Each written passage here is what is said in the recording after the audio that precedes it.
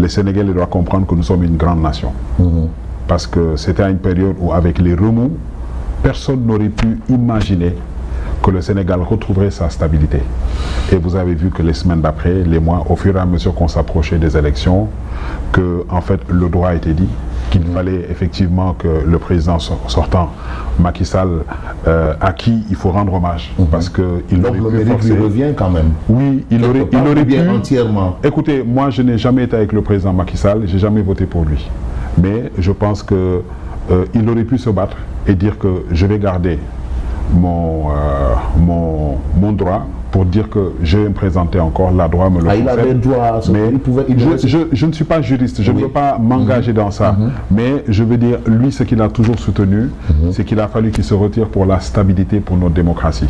Et je pense que là, c'est une belle image du Sénégal qu'on a dû renvoyer à la communauté internationale, qu'on a dû renvoyer au monde, pour en fait pouvoir conserver ce partenariat, cet accord de confiance entre le Sénégal et le reste du monde.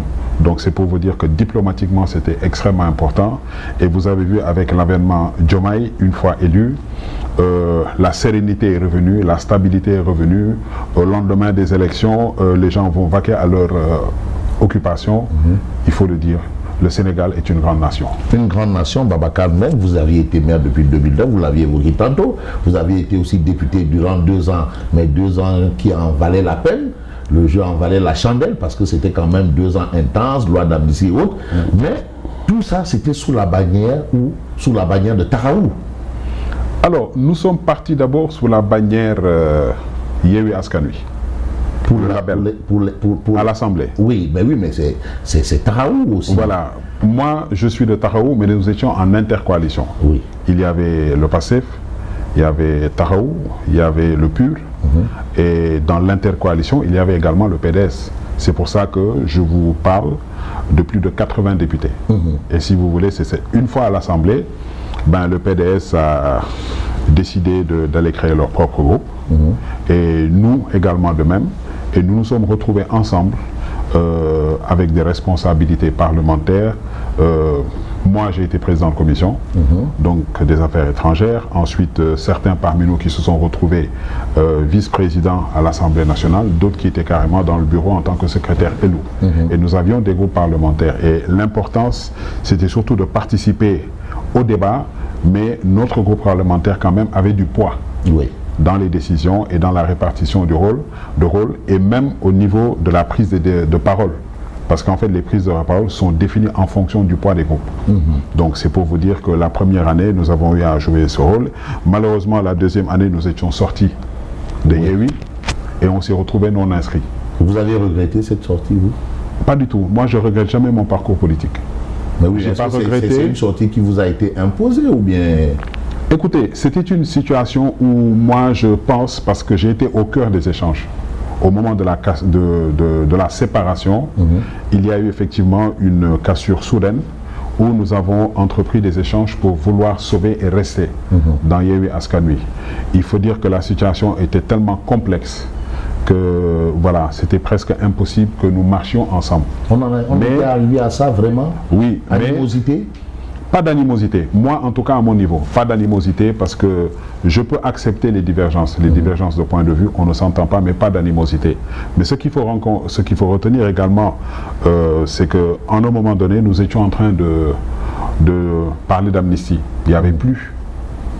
Avec le groupe Yewwi, nous étions déjà sortis. Mais nous avons marché ensemble avec le PASTEF. Nous avons mené des discussions jusqu'au bout, nous avons fait des concertations, et c'est ce qui nous a permis, en tout cas, pendant tout le processus de marcher ensemble, d'agir ensemble. Donc, du point de vue de la stratégie, je pense que quelque part, il y avait une entente dès le début. Et c'est important. Lorsque les enjeux sont là, retrouvez-vous autour de l'essentiel. Et ça, c'est quelque chose qui m'a beaucoup marqué. Il n'y avait pas de problème de personne, il n'y avait pas d'animosité. Et je pense que nous avions agi en bonne intelligence pour l'intérêt du Sénégal, pour l'intérêt de notre démocratie. Mais le problème, c'était quand même une certaine animosité, oui ou non, entre Khalifa Ababacar Sall et Ousmane Sonko. Le courant ne passait plus. Le courant ne passait plus, mais vous savez, les intérêts n'étaient plus liés.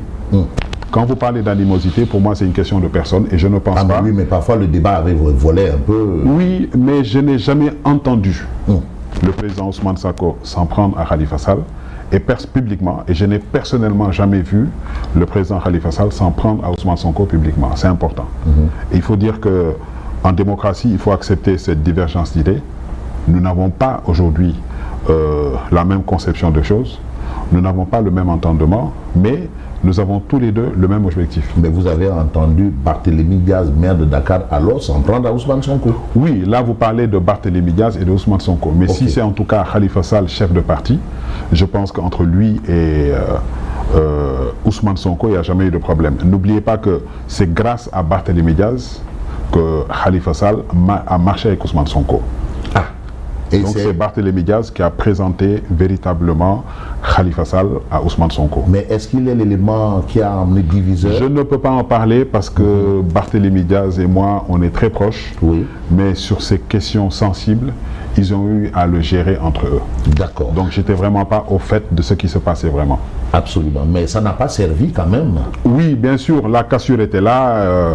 Barthélémy étant de Tahaou, il fallait bien aujourd'hui quelque part qu'il y ait des conséquences. Et les conséquences, c'est effectivement la séparation. Mais vous êtes maire de Hann-Bel-Air quand même depuis 2009 et aujourd'hui, vous avez clairement annoncé prendre votre destin en main. Quel a été l'élément déclencheur de cette décision? Alors, nous sommes partis d'une mauvaise, j'aurais dit expérience, moi d'une mauvaise expérience. Vous saviez très bien que le 25 août, nous avons installé le nouveau maire de Dakar, Abass Fall. Et donc, lorsque le préfet a convoqué donc, le conseil municipal, nous nous sommes retrouvés en fait à faire des concertations en interne. C'est vrai qu'aujourd'hui, il y a plein de choses que je ne peux pas révéler publiquement, mais toujours est-il que moi, Babacar Mbeng, j'étais candidat à la candidature pour la mairie de la ville. Pour la mairie de la ville de Dakar. Et en un moment donné, dans nos discussions, quand j'ai discuté avec certains élus, ce qui m'a été précisé, et il est bon que l'opinion le sache, c'est que si Babacar, toi tu n'es pas candidat, on ne votera pas pour le choix de Tahaou.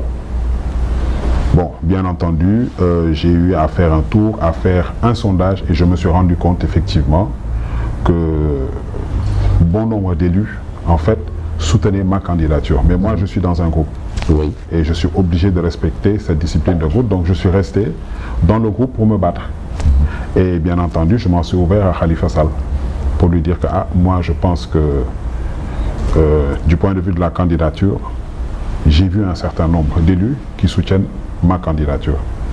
Et qu'aujourd'hui, c'est des gens... Mais est-ce que vous aviez atteint le quorum quand même par rapport au nombre d'élus dont vous évoquez pour remplacer, pour prendre la mairie de Dakar? Écoutez, il faut voir la configuration du conseil. Après, j'en viendrai à ce point qui est important. Oui. Mais Khalifa Sall, quand même, vous avez averti? Oui, je lui avais précisé effectivement que si toutefois, en tout cas, moi, j'étais désigné candidat, j'avais des chances de passer parce que j'avais des soutiens de taille. Bon, je pense que ce n'était pas le goût de certains camarades. De Tahaou? Dans Tahaou, et je m'en suis ouvert à Khalifa. Et c'est Khalifa lui-même qui est revenu faire moi pour me faire comprendre que bon, il faut qu'on aille, qu'on discute. Nous étions 4 candidats au début. Et à la fin, on s'est retrouvé avec 2 candidats.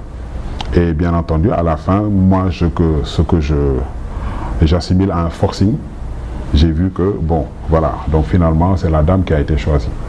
Pour Tahaou? Pour Tahaou. Et vous avez retiré votre candidature? J'ai jamais retiré ma candidature. C'est un principe qui a été arrêté. Et j'ai eu à rappeler pour dire que, écoutez, vu qu'on en est là, est-ce qu'au moins ceux qui votent pour nous, et ça, c'était pas une question anodine, j'ai demandé à ce qu'on convoque les gens qui votent pour nous, pour au moins, et j'ai même